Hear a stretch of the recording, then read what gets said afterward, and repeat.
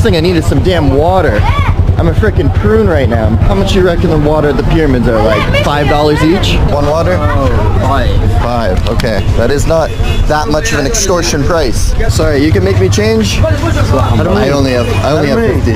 Sorry. The thing is, I hear this place is just full of scams.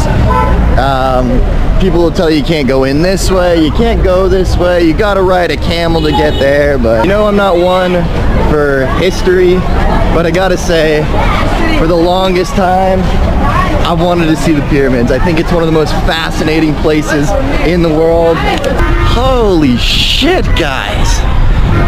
This is insane. Look, it's the damn Sphinx. Egyptian king. Heck yeah. Heck yeah. Screw whoever was buried in that tomb. This is the real Egyptian king. Real Egyptian king.